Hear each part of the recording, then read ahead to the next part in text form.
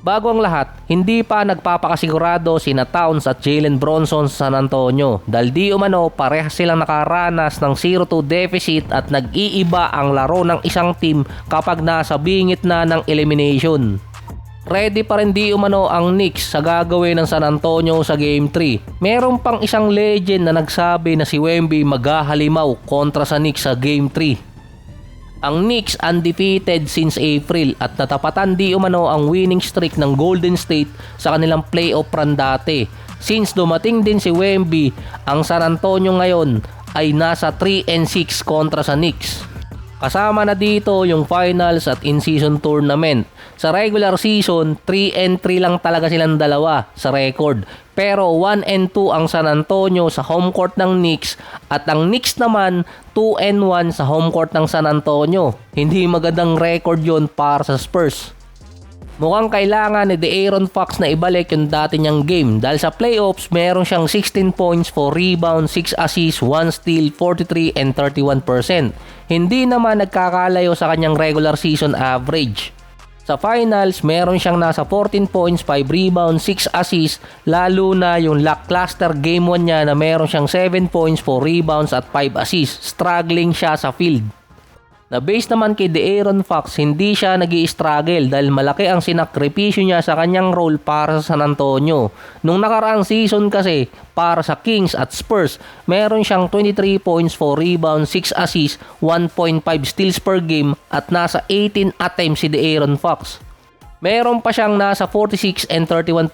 Ngayon kasi bumaba na nasa almost 18 points, 3 rebounds, 6 assists, 1 steal, 48 and 33% dito sa regular season para sa Spurs. Meron lang din siyang 14 attempts per game, ang pinakamababa niya since 2019 season. Nagpababa di umano siya ng role para ma-accommodate si Stephon Castle at si Dylan Harper kasi nga mahirap silang pagsamahing tatlo sa loob ng court. Since conference finals din, bumaba kasi ang average nitong si De'Aaron Fox. Kung sinabi niyang nagpaubaya siya, mukhang nag-i-struggle talaga siya. Nasa 11 points, 5 rebounds, 6 assists, 36 and 14%. Malayo sa nilaro niya nung first round at second round. At maganda rin naman kasi yung nilalaro dati nitong si Stephon Castle. Nabawasan kasi ni De'Aaron Fox yung turnover rate ng San Antonio mula nang bumalik siya kaya hindi ganong napansin.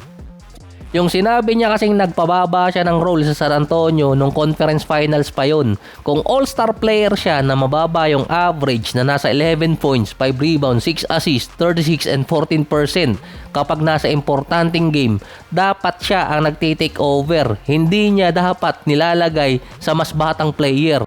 Kaya nabanatan siya ng ibang player eh. Siya yung all-star, siya dapat yung nagtitake over kung kita niya nag-i-struggle na yung mga ka-teammate niya at hindi niya pwedeng sabihin na nagsakripisyo na nga siya na hindi siya tumitira masyado para ibigay sa kanyang mga ka-teammate.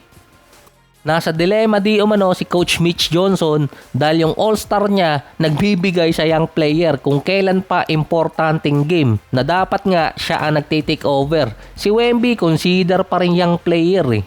Si Stephon Castle bahagyang nag-i-struggle ng finals. Noong mga naraang round, meron siyang 18 points, 5 rebounds, 6 assists, 1 steal, 47 and 36%.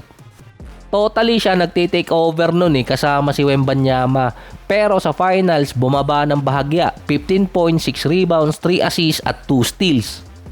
Mataas pa rin naman yung average niya. Kaso nga lang, sa net rating mababa. Mukhang na-injured pa si Castle nung Game 2 na based naman kay Coach Johnson, hindi naman malalang injury ang nakuha niya at makakalaro pa sa Game 3.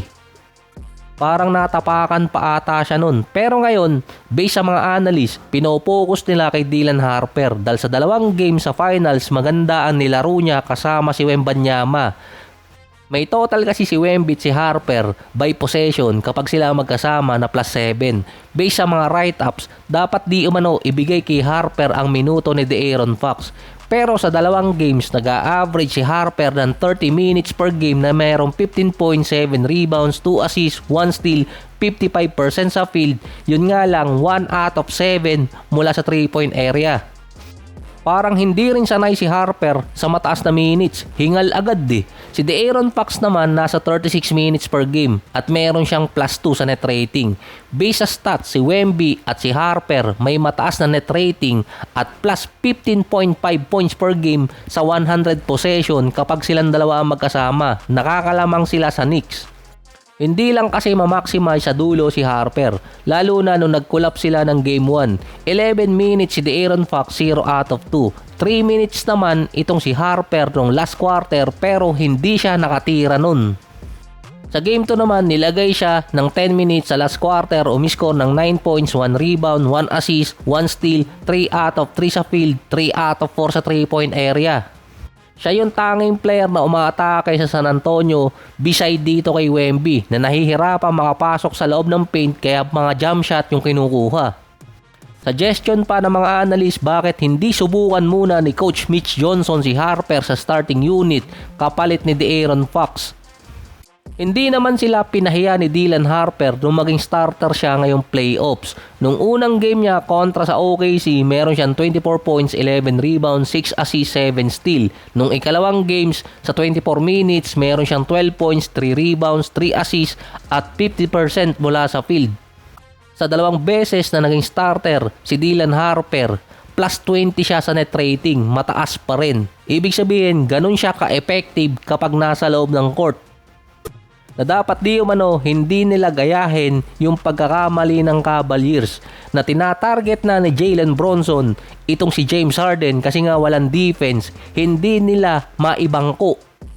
At ginaslight pa nila na maganda yung depensa nitong si Harden kontra kay Bronson kung saan ini-scorean lang ni Bronson yung Cavaliers kapag kaharap niya si James Harden nun. Ngayon naman kita sa stats na mas better na ilagay muna si Harper kasi nag-i-struggle itong si De'Aaron Fox at mas maganda rin na magkasama sa second unit si Keldon Johnson at si De'Aaron Fox para steady pa rin yung ball possession nila kontra sa Knicks.